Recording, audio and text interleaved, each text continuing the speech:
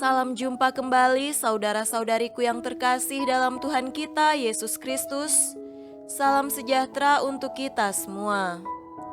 Berkat Allah yang Maha Kuasa senantiasa menyertai kita. Hari Selasa tanggal 29 Juni tahun 2021 adalah Hari Raya Santo Petrus dan Paulus. Sejak semula, gereja menghormati kedua rasul, Petrus dan Paulus sebagai soko guru dan tokoh yang berperan dalam perkembangan gereja. Petrus atau Simon adalah anak Yunus dan saudara Andreas yang lahir di Betsaida, Galilea, sebuah kampung di tepi danau Genesaret. Ia adalah seorang nelayan yang ulet, bertabiat jujur dan rajin. Kepribadiannya menarik perhatian Yesus sehingga ia dijadikan muridnya, bahkan mengangkatnya menjadi pemimpin para rasul dan pemimpin gereja yang pertama. Sesudah kebangkitan Kristus, Petrus diteguhkan dalam jabatannya dan kita melihat ia memimpin umat di Yerusalem. Petrus juga yang menerima orang kafir pertama ke dalam gereja dan ia mengetuai konsili di Yerusalem. Kemudian Petrus beberapa waktu lamanya memimpin umat di Antiokhia. Akhirnya ia menetap di Roma, tempat ia meninggal sebagai martir. Paulus lahir di Tarsus, Asia Kecil, dari keluarga Yahudi yang berkewarganegaraan Romawi. Ia seorang terdidik dan belajar di Yerusalem pada Gamaliel dari kelompok Farisi. Dalam perjalanannya menuju Damsyik, Yesus menangkapnya dan menjadikan dia seorang rasul untuk bangsa-bangsa kafir. Dalam usaha ini, ia mengalami banyak kesukaran dan pertentangan. Di Yerusalem, ia ditangkap oleh orang Yahudi dan ditawan lalu dibawa ke Roma sebab ia naik banding pada kaisar. Akhirnya ia pun dibebaskan. Tak lama kemudian, dia ditangkap lagi dan akhirnya menemui ajalnya sebagai martir di Roma pada tahun 67.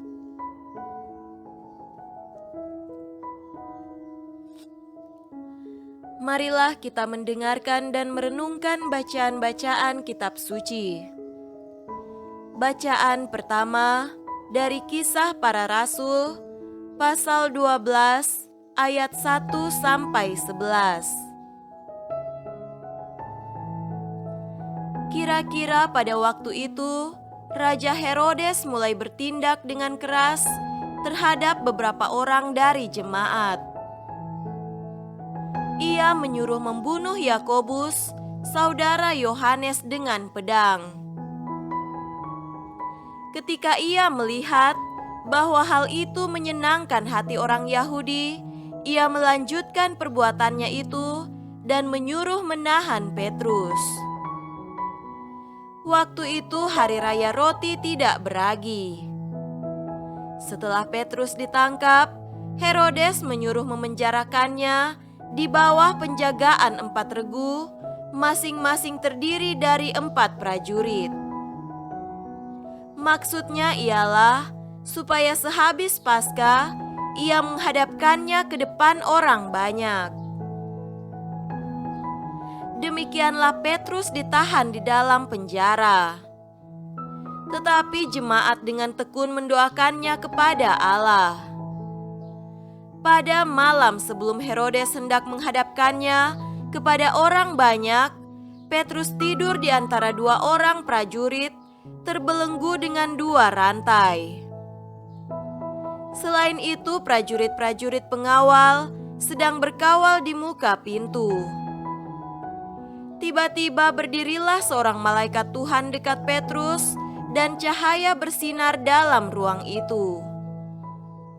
Malaikat itu menepuk Petrus untuk membangunkannya, katanya, bangunlah segera." Maka gugurlah rantai itu dari tangan Petrus.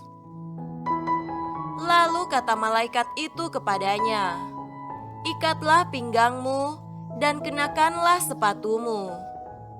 Ia pun berbuat demikian. Lalu malaikat itu berkata kepadanya, "Kenakanlah jubahmu dan ikutlah aku."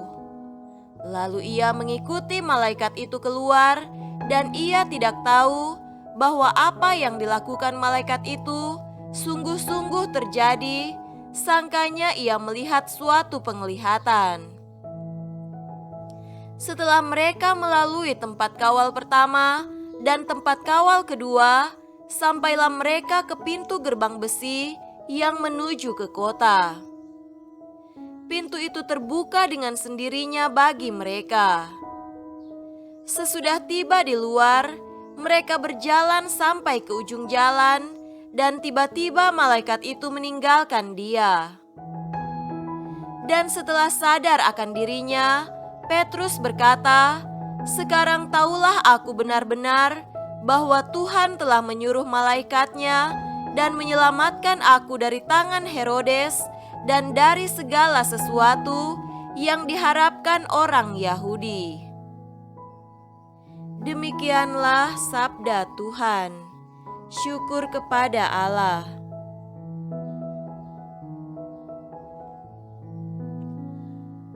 Bacaan kedua dari surat kedua Rasul Paulus kepada Timotius, pasal 4 ayat 6 sampai 8, dilanjutkan dengan ayat 17 sampai 18.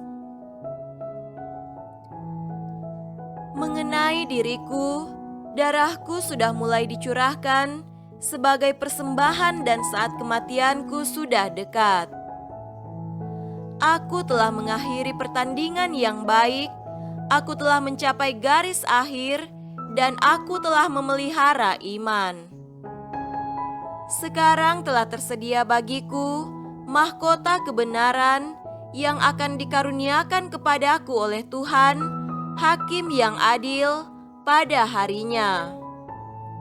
Tetapi bukan harinya kepadaku, melainkan juga kepada semua orang yang merindukan kedatangannya. Tetapi Tuhan telah mendampingi aku dan menguatkan aku, supaya dengan perantaraanku Injil diberitakan dengan sepenuhnya, dan semua orang bukan Yahudi mendengarkannya. Dengan demikian, aku lepas dari mulut singa. Dan Tuhan akan melepaskan aku dari setiap usaha yang jahat. Dia akan menyelamatkan aku sehingga aku masuk ke dalam kerajaan-Nya di sorga. Baginya lah kemuliaan selama-lamanya. Amin. Demikianlah sabda Tuhan. Syukur kepada Allah.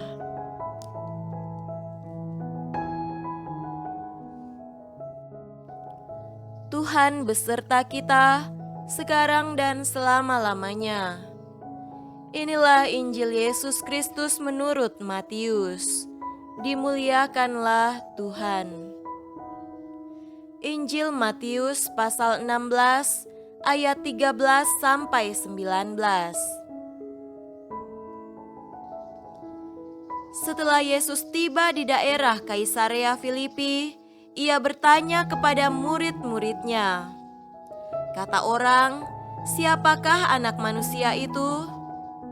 Jawab mereka, "Ada yang mengatakan Yohanes Pembaptis, ada juga yang mengatakan Elia, dan ada pula yang mengatakan Yeremia atau salah seorang dari para nabi." Lalu Yesus bertanya kepada mereka, "Tetapi apa katamu, siapakah aku ini?" Maka jawab Simon Petrus, "Engkau adalah Mesias, Anak Allah yang hidup." Kata Yesus kepadanya, "Berbahagialah engkau Simon bin Yunus, sebab bukan manusia yang menyatakan itu kepadamu, melainkan Bapa-Ku yang di sorga. Dan aku pun berkata kepadamu, engkau adalah Petrus, dan di atas batu karang ini aku akan mendirikan jemaatku, dan alam maut tidak akan menguasainya. Kepadamu akan kuberikan kunci kerajaan sorga. Apa yang kau ikat di dunia ini akan terikat di sorga, dan apa yang kau lepaskan di dunia ini akan terlepas di sorga. Demikianlah Injil Tuhan. Terpujilah Kristus.